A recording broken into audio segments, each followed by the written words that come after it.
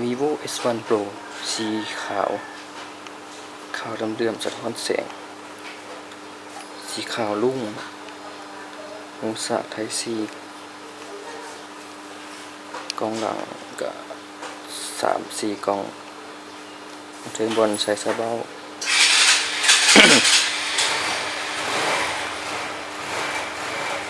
ด้านหน้า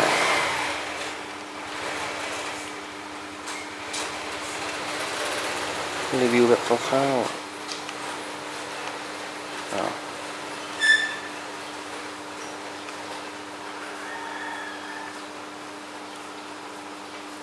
กล้องหลัง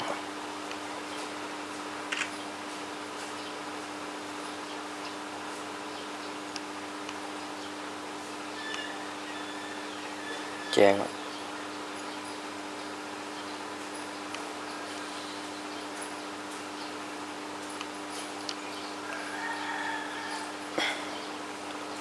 เบิ่งสเปค ซื้อรุ่นแม่น่ะ vivo 1920แรม8ความจำ128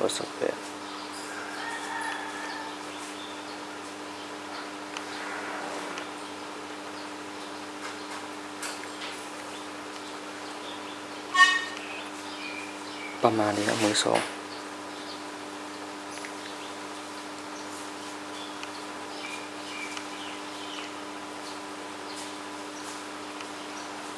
โอเค